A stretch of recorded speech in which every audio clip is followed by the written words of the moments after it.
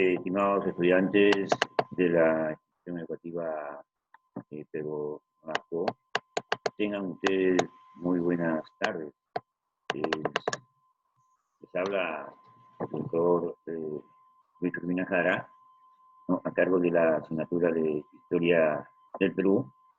Y en esta oportunidad vamos a discernir sobre el primer civilismo en el Perú, ¿no? Específicamente nos estamos refiriendo al gobierno de don Manuel Pardo Lavalle, ¿no? Nosotros tenemos que indicar que este primer gobierno de Pardo Lavalle pone fin, ¿no?, pone fin a la serie de gobiernos de tipo militar, ¿no?, que se produjeron en el país a lo largo de los últimos años, ¿no? Entonces, el tema que tenemos hoy tiene como objetivo específico, ¿no?, analizar las obras realizadas durante el gobierno de don Manuel Pardo Lavalle, 1872, ¿no?, 1870. Asimismo, ¿no?, asimismo, vamos a ver lo que es la biografía de don Manuel Pardo Lavalle. En este punto de la biografía de don Manuel Pardo Lavalle, diríamos que nació en Lima el 9 de agosto de 1864 y fue un economista y político peruano que ocupó la alcaldía de Lima en el periodo de 1869 a 1870 y la presidencia del Perú en el periodo constitucional de 1872 a 1876, siendo el primer presidente civil constitucional de la historia republicana. Don Manuel Pardo Lavalle creó el Partido Civil, con el cual ganó las elecciones de 1872 y debía asumir el cargo el 2 de agosto.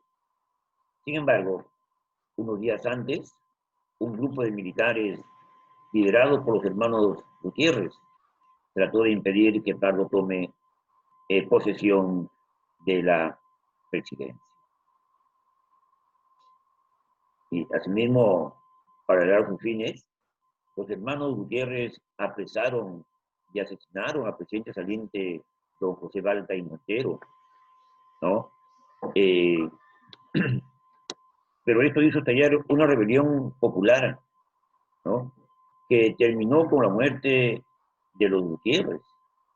Y don Manuel Pardo Lavalle pudo finalmente asumir el poder, convirtiéndose en el primer civil en acceder a la presidencia del Perú, ¿no? El gobierno de don Manuel Pardo Lavalle se propuso la modernización de la educación y la profesionalización de las Fuerzas Armadas. Sin embargo, muchos de sus proyectos se truncaron debido a la crisis económica peruana generada por el agotamiento del guano en las islas.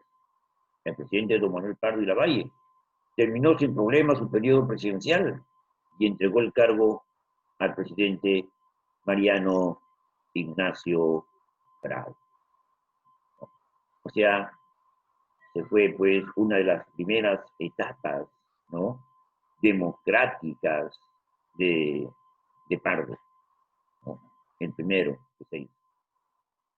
¿Cómo se da el surgimiento del civilismo en el país, ¿no? El surgimiento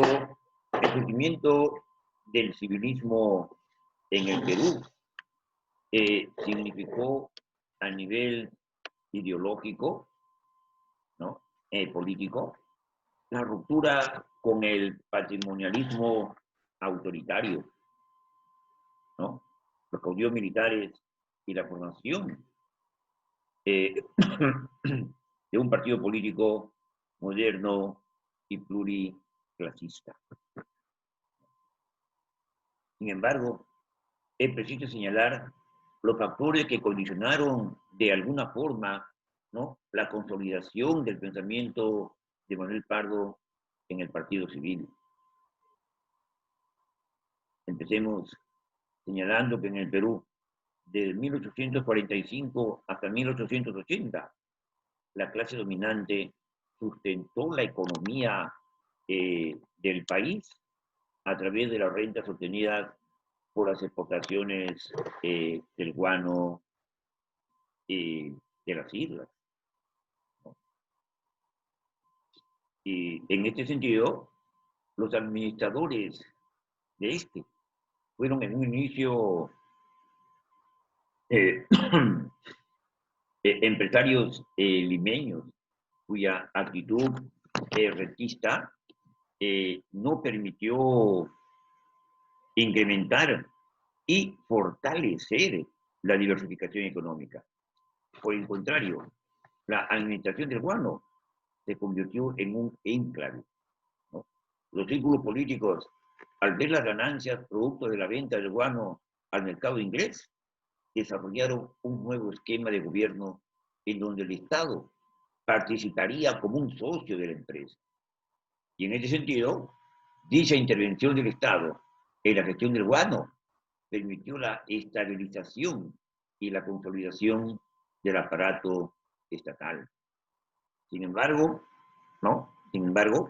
ello no permitió dinamizar la economía del país, y las rentas fueron usadas con fines políticos, ¿no? Con fines políticos. Y vamos a ver acá los inicios del civilismo, ¿no? ¿Cómo se dan los inicios del civilismo? Aquí en el Perú, previo a la toma del poder de los civilistas, ¿no?, se encontraba pues en un proceso de construcción. Por un lado, un estilo de gobierno caudillista y patrimonial, así como una sociedad fragmentada social y económicamente. El descontento popular frente a la reducción de los salarios a causa de la inflación que había ocasionado la pésima gestión del guano a favor de una élite económica limeña y de las casas consignatarias extranjeras, era manifiesta. Un gobierno que se resumía al liderazgo de un militar autoritario y paternalista, ¿no? En ese sentido, ¿no?, había un Estado pues poco funcional desde la perspectiva liberal y del ciudadano, que servía más bien a los intereses de la plutocracia dominante y a los intereses de la casta militar, ¿no? Una economía no diversificada, poco dinámica y centralizada en las rentas obtenidas por la administración del guano. Había una ausencia total de un tipo de acción pública capaz de crear, ¿no?, capaz de crear, no podríamos decir así, las condiciones para la generación de la industria nacional a través de la participación conjunta de las instituciones, ¿no? Y en este sentido, había pues un presupuesto público al borde de la bancarrota, ¿no? O sea, el país estaba pues sumergido en una profunda crisis económica que ya se deslumbraba años atrás, ¿no? Y seguimos con los inicios del civilismo. También se tenía pues una deuda externa e interna que crecía exponencialmente a causa de los empréstitos generados con las casas consignatarias, siendo el más importante a señalar por su nivel de infamia y escándalo el contrato con la casa Dreu. Pues esta medida mezquina y poco inteligente, gestionada por Piérola en el gobierno de Balda, creaba pues el monopolio del guano en manos de un solo tenedor, en desmedro de los consignatarios nacionales. Una clase dominante que basó el ingreso público en la exportación de un solo producto, eliminando las recaudaciones de impuestos y centrándose en una política librecambista y de protección arancelaria, un despilfarro de las ganancias y de protección, perdón, de las ganancias del guano, lo que significó para Manuel Pardo una oportunidad desperdiciada, ¿no? Seguimos con los inicios del civilismo, ¿no? Entonces, este panorama generó necesariamente, ¿no? Un contradiscurso, una fuerte crítica liderada por un sector culto, instruido, incluso que formaban parte de la élite plutocrática iguanera, aunque pueda sonar paradójico, que empezó a generar una fuerte corriente de opinión respecto a las graves consecuencias para el país de la política tradicional de los militares, que el modelo económico persistía pues en su fórmula rentista y primario exportador. O sea, ya se deslumbraba, ¿no? Que había pues, que hacer cambios radicales. Y aquí, a raíz de esto, viene pues la propuesta del civilismo, ¿no? ¿Y en qué consistía la propuesta del civilismo? La propuesta del Partido Civil respondía a los ideales del liberalismo económico y político, ¿no? Y, y se caracterizaba por su orientación, ¿no? Hacia una modernización tradicionalista en términos de trasciñez, es decir, una modernización que no rompía con su medio y su orden social, ¿no? El liberalismo del Partido Civil abrazaba la política del libre cambio y del proteccionismo estatal, ¿no? Un proteccionismo pues que debía de estar al alcance de los intereses del país, ¿no? Y en este sentido, su ideal era crear las bases para la generación de un capitalismo emergente, impulsando los diversos sectores productivos con el propósito de fomentar el mercado interno, ¿no? Algo que se había perdido. Y en este sentido, hay que destacar pues lo siguiente, ¿no?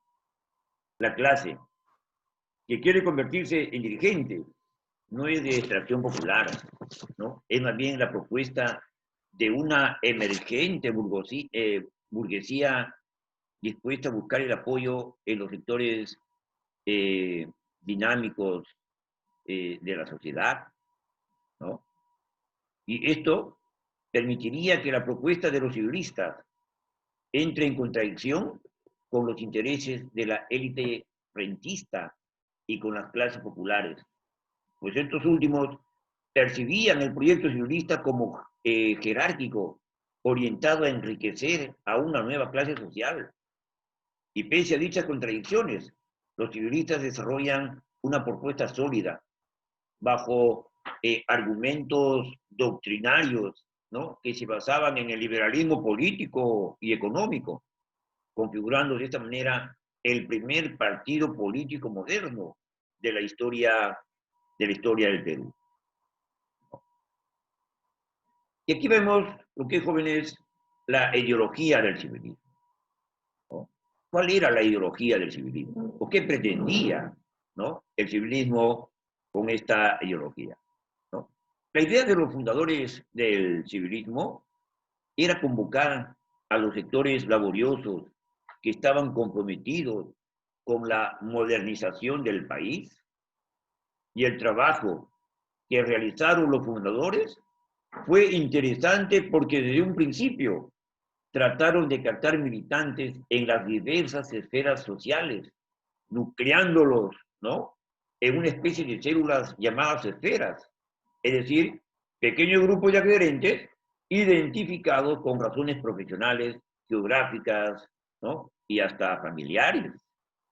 Y en ese sentido, el discurso de don Manuel Pardo incidía en expresar vivamente la dicotomía, o sea, la labor política, ¿no?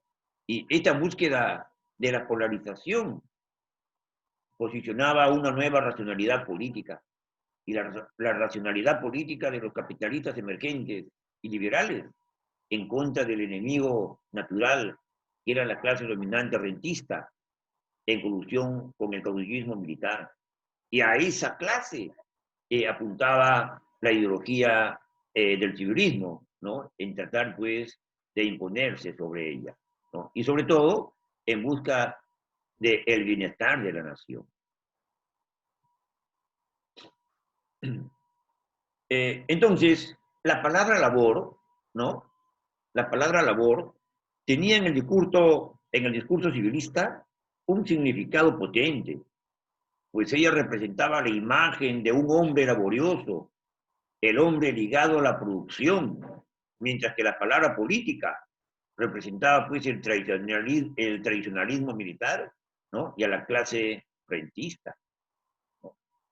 Y esta constitución y esta construcción política del discurso formaba parte estructural de la edificación simbólica de la sociedad independiente electoral, ¿no? Formado para la contienda electoral y que luego pasó a ser el partido civil, ¿no? Y luego vamos a ver, jóvenes, lo que es las obras de don Manuel Pardo y Lavalle. Aquí se enfoca, por ejemplo, la reforma fiscal y la descentralización administrativa, ¿no? ¿Qué se hizo en esto? La contribución personal, aquí nuevamente fue activada, ¿no? Siendo esta vez administrada desde los departamentos. También se reorganizó las aduanas y se aumentó los aranceles, incrementando el proteccionismo fiscal. Cabe rescatar que para el presupuesto del año 1873-1874 se consideró un ingreso inusitado para aduanas de 10 millones anuales, cuando esta recaudación nunca había superado los 7,5 millones. O sea, pues, un crecimiento bastante notorio. Además, el gobierno de Manuel Pardo creó una sobretasa del 2% en las aduanas para alimentar a los consejos departamentales y contrató con una empresa francesa la construcción del muelle Dársena en el puerto del Callao, que al permitir el apoderamiento de naves en el propio terminal, mejoraría pues, ¿no?, el control del comercio. Y esto supuso, ¿no?, una buena cantidad de ingresos para el Estado peruano. Estaba pues dejando de lado, ¿no?, controlando mejor lo que era pues el contrabando, ¿no? Luego vino otro punto de su gobierno, que es la estatización del salitre y el apoyo a la banca nacional, ¿no? En vista de la crisis fiscal que atravesaba el país, ¿no?, la política del intervencionismo, ¿no?, estatal buscaba pues oxigenar la menoscabada tasa fiscal. Y esta acción del gobierno evidenció no solo la radicalización de las medidas económicas del Estado frente a la galopante crisis, sino el intento consciente por parte del gobierno de asumir el control real de una nueva riqueza que podría pues colaborar en un próximo ciclo de expansión exportadora. El capital inglés y la burguesía chilena se vieron afectados con esta medida, pues ambos tenían cierto control de las salitreras ubicadas en Tarapacá, ¿no? Y la conformación de la Compañía Nacional del Salitre golpeó duramente los intereses que se gestaban en el tratamiento de dichos recursos en el sur, lo que luego pues desencadenaría, desencadenaría, ¿no?, la guerra del Pacífico, que ya se sabe pues qué resultados tuvo, ¿no? Sin embargo, esta medida fue importante, pues esto hubiese implicado pues generar un proceso de producción nacional administrado desde el Estado y no desde una élite rentista, ¿no? Que hubiese sido pues lo mismo que se hacía con el guano. Acá ya había presencia de la Compañía Nacional del Salitre, y que lamentablemente pues también nos llevaría, ¿no?, a esa infausta guerra del Pacífico. Y aquí hubo un dato o una acción bastante importante, ¿no?, que es el reemplazo del contrato de Dreyfus, ¿no? Manuel Pardo y Lavalle en el año de 1876, ¿no?, el contrato de Dreyfus fue reemplazado, ¿no?, por el contrato firmado entre Rafael Sons y los capitalistas peruanos Carlos González Candamo y Arturo Peren, quienes formaron la Peruvian Guano Company. Aquí la casa judío-francesa Hermanos Dreyfus se opuso a estas medidas que buscaban quitarle el monopolio del guano.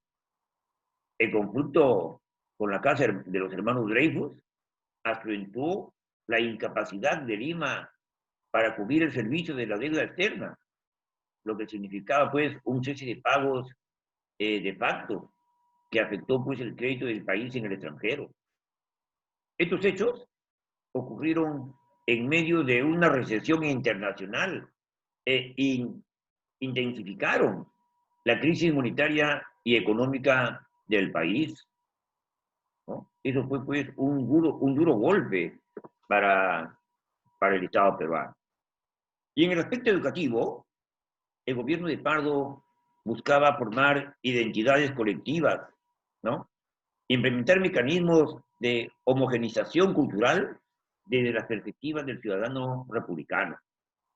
Y en ese sentido, Pardo creó la ley de instrucción, la ley orgánica de municipalidades y la refundación de la Guardia Nacional. O sea, estas instituciones tenían que ser reforzadas por una campaña de fortalecimiento ideológico a través de mecanismos que permitan la concreción, ¿no?, de la utopía republicana. Entonces, en el aspecto educativo, el reglamento de instrucción de 1876, ¿no?, dictado por el gobierno de Pardo, fue otra iniciativa del régimen en su afán de generar las condiciones materiales, ¿no?, para la concreción del ideal republicano. Este reglamento permitía la contratación por parte del Estado de un plantel de maestros nacionales y extranjeros calificados, así como la fundación de escuelas de ingenieros civiles y de minas, ¿no? Y acá viene, pues, viene a ser el antecedente de la Universidad Nacional de Ingeniería, ¿no? La Escuela de Agricultura es el antecedente de la Universidad Agraria, y la Escuela de Ciencias Políticas y Administrativas en la Universidad Nacional Mayor de San Marcos.